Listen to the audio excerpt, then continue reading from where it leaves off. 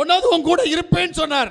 இரண்டாவதாக சொல்றார் மத்தேயு சுவிசேஷம் 18வது அதிகாரம் அதனுடைய 20வது வசனத்தை நாம் வாசிக்கிற போது, ஏனெனில் 2 பேராவது 3 பேராவது என் நாமத்தினாலே எங்கே கூடி இருக்கிறார்களோ அங்கே அவர்கள் நடுவிலே இருக்கிறேன் என்றார். ஆமென்.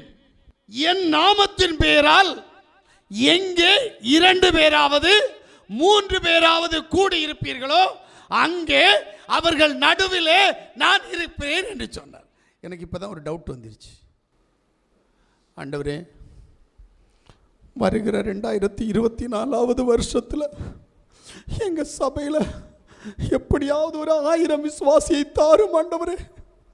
ஒன்றுமில்லையானால் ஒரு 500 விசுவாசியாவது தாரும் ஆண்டவரே என்று சொல்லி ஏங்குகிற ஊழியக்காரர்களையும் ஏங்குகிற விசுவாசிகளையும் நான் அறிவேன். அப்ப இவங்களுடைய சபையில தேவன் இருப்பாரா?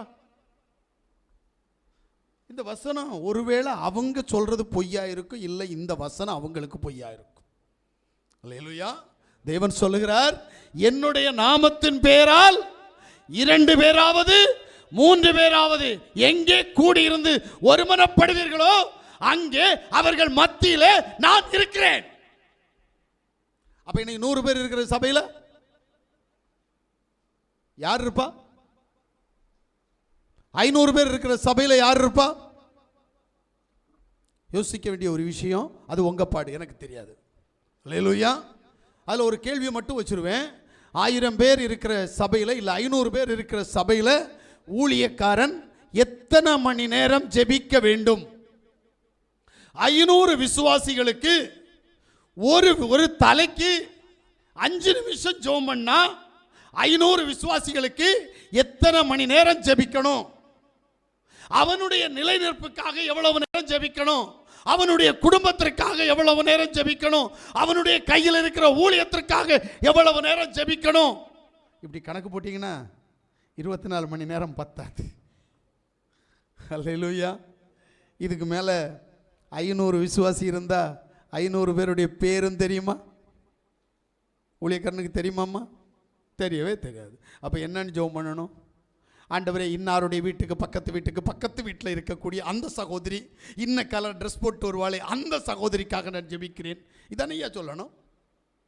அல்லேலூயா. அதனால தான் என் தேவன் சரியா சொன்னார். அல்லேலூயா. சிறு மந்தையே பயப்படாதே. ஒரு நாள் அவர் சொல்லல பெருமந்தைன்னு, சிறுமந்தையே பயப்படாதேன்னு சொன்னார். ரைட், நமக்கு இப்ப இங்க வந்துருவோம். என்ன சொல்றார்? 2 பேராவது 3 பேராவது என்னுடைய நாமத்தின் பேரால் எங்கே கூடியிருந்து ஜெபிப்பீர்களோ ஒருமனப்படுவீர்களோ அங்கே அவர்கள் மத்தியில் நான் இருக்கிறேன். இம்மானுவேல் தேவன், என் தேவன் எங்கே அவருடைய நாமத்தில் கூடுகிறார்களோ அங்கே அவர் அவர்களுடைய மத்தியில் இருப்பார். முதல்ல அவர்களுடைய கூட இருப்பேன் என்று சொன்ன தேவன் இப்போது அவர்கள் ஒருமனப்படும் போது அவர்கள் மத்தியில் இருக்கிற தேவன்.